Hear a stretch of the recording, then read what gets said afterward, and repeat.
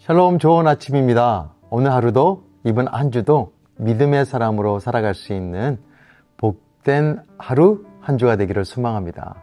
요즘 스마트 시계를 착용하시는 분들이 많이 계시는데요.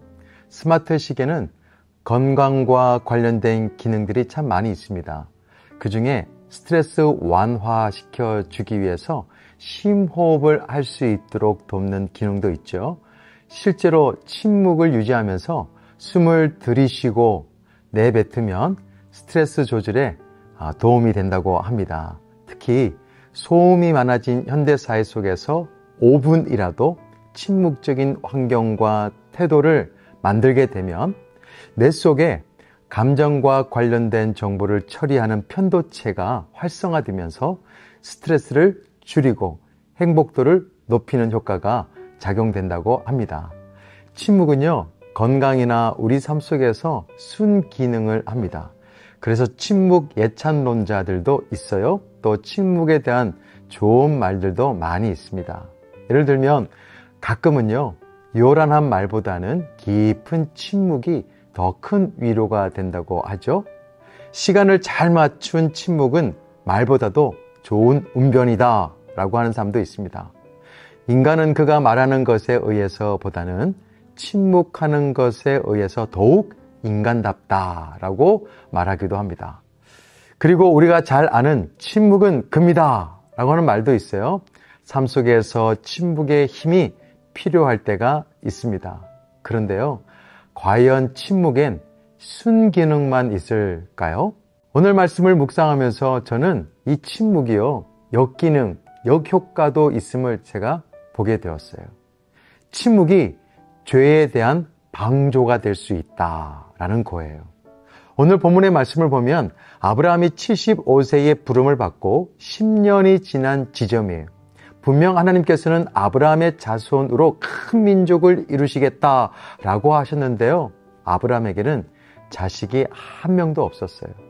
당연 아브라함과 아내 사레는 걱정이 될 수밖에 없죠. 그래서 하나님은 약속하신 후사를 반드시 아브라함에게 주시겠다고 하시면서 아브라함과 언약을 맺으시는데요. 그 내용이 창세기 15장이었습니다. 그 언약으로 인하여서 아브라함은 하나님에 대한 절대 믿음을 가지게 되었죠. 그런데 문제가 있어요. 아브라함의 아내예요. 아브라함의 아내가 문제였습니다. 사레는 하나님의 약속을 믿고서 10년을 보낸 그 시점에서 남편 아브라함이 약속의 후사를 받지 못하는 것에 대해서 굉장히 불편해하고 불안해했습니다. 그리고 이 모든 것이 다 자신의 문제라고 생각한 거예요. 그래서 이 부분을 가지고 오랜 시간을 고민하고 생각하고 또 고민하고 생각했죠. 그리고 내린 최종의 결론이 자신의 몸종 하가를 아브라함에게 주는 거였어요. 그런데 사레가 최선을 다해서 내린 이 결정은 하나님께서 보시기에는 불신이었습니다. 불신앙이었어요. 문제는 이런 아주 중대한 결정 앞에서 남편 아브라함의 역할이 저는 개인적으로 이해가 되지를 않습니다. 2절 한번 보실까요? 사레가 아브라함에게 이르되 여호와께서 내 출산을 허락하지 아니하셨으니 원하건대 내 여종에게 들어가라. 내가 혹 그로 말미암아 자녀를 얻을까 하노라 하매 보세요. 아브라함이 사레의 말을 들으니라. 아브라함은 이 중요한 타임에서 침묵하죠. 그리고 몸종 하가를 받아들입니다. 이 아브라함의 침묵은 사레가 불신앙적 행동을 하는데 방조하는 역할을 했어요. 사레의 결정에 대해서 아브라함이 여보, 이것은 믿음 없는 생각이야. 이거 잘못된 선택이야. 라고 한마디만 이야기했더라도 사라는 이후에 하갈 때문에 수많은 정신적인 고통을 겪지 않을 수 있었을 거예요. 그리고 하나님 앞에 불신앙의 삶을 살지도 않았을 것입니다. 우리나라 법을 보면요, 방조 행위가 죄라는 것을 알려줍니다. 방조 행위가 뭐냐면 정범이 범행을 한다는 것을 알면서도 그 그 실행 행위를 용이하게 하는 직간접의 모든 행위를 가르치는 거예요. 예를 들면 자동차 운전면허가 없는 사람에게 승용차를 제공하고 그로 인하여서 무면허 운전을 하게 하는 경우를 우리는 방조행위라고 합니다. 죄예요. 술을 먹은 사람이 음주운전을 할 것임을 알면서도 술을 같이 먹고 음주운전을 만료하지 않는 것, 이 방조행위 될 수 있습니다. 죄예요. 아브라함도요, 사례가 불신의 행위를 하는 것을 알면서도 방조했어요. 그로 인하여서 그 가정은 불화의 아픔을 겪게 됩니다. 본문 4절에는 하갈이 자기가 임신한 것을 알고서는 주인인 사례를 멸시하기 시작하죠. 창세기 21장에 보면 이스마엘이 이삭을 놀리는 것을 사라가 보고서는 확 돌아버리죠. 그리고 아브라함에게 자신의 살부치인 이스마엘을 내쫓으라고 그렇게 강조하고 강요하죠.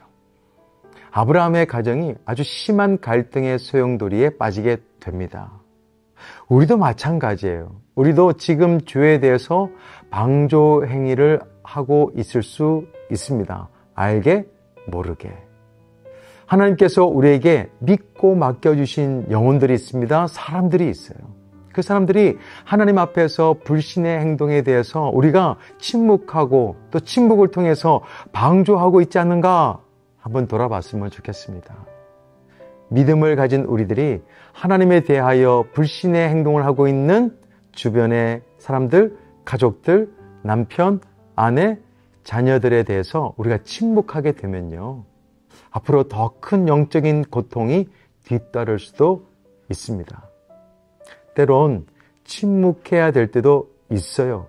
기다려줘야 될 때도 있습니다. 그게 지혜가 될 수도 있어요. 그렇지만 우리의 방조로 인하여서 사랑하는 사람들이 영원히 주님께 돌아오지 않을 수도 있고요. 하나님의 큰 근심덩어리가 될 수도 있습니다. 오늘 본문을 보면서 아브라함이요, 아내 사라의 결정 앞에서 약속의 하나님께 기도하고 또 하나님이 어떤 생각을 하고 계시는가 하면서 이 사라에게 좀 더 하나님의 마음으로 접근했다고 한다면 하는 좀 아브라함에 대한 아쉬움이 들어요. 하나님께서 우리에게 믿고 맡겨주신 영혼들이 있습니다.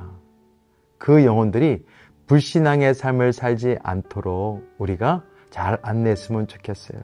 혹여나 우리의 침묵이 방조가 될 수가 있습니다. 그래서 우리는 항상 하나님께서 우리에게 맡겨주신 사람들을 보면서 그들이 하나님의 사람들이 될 수 있도록 믿음의 길을 잘 걸어갈 수 있도록 인도해 낼 수 있는 우리 믿음의 사람들이 되었으면 좋겠습니다. 오늘도 한번 주변을 돌아봤으면 좋겠어요. 예배 드리지 않는 영혼들이 보일 거예요. 방조하지 마시고요. 예배 드리세요 라고 얘기하시고, 기도하지 않고 잘 사는 사람들도 있을 거예요. 그 영혼들을 보면 지금이야말로 기도할 때라고 알려주세요. RT하지 않고 하나님의 말씀과 거리를 두고 사는 분들이 있다고 한다면 하나님과 교제하라고, RT하라고 좀 직접적으로 권면해 줄 수 있는 믿음의 성도가 되었으면 좋겠습니다. 함께 기도하겠습니다. 좋으신 하나님 아버지, 오늘 말씀을 또 묵상하면서 우리의 방조 행위가 누군가에게는 하나님의 근심이 되는 길로 또 믿음으로부터 멀어지는 그런 삶이 될 수도 있다는 것을 기억하면서 우리에게 맡겨주신 영혼들이 믿음의 길을 잘 걸을 수 있도록 안내하는 가이드가 다 될 수 있도록 인도하여 주옵소서. 예수 그리스도의 이름으로 기도드립니다. 아멘. 주님, 제 마음이 너무 둔해서 주님을 볼 수 없습니다. 이 땅에 속하여 이 땅만 보다가 주님 손을 놓쳤습니다. 나는 나그네로 왔는데 왜 주저앉게 되었나. 나는 청지기인데 언제부터 내 삶의 주인이 되어버렸나.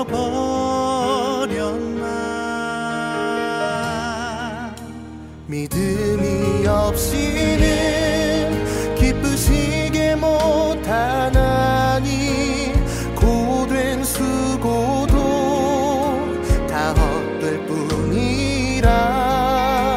믿음이 없어서 무너진 삶의 모든 자리에 다시 주님을 기다리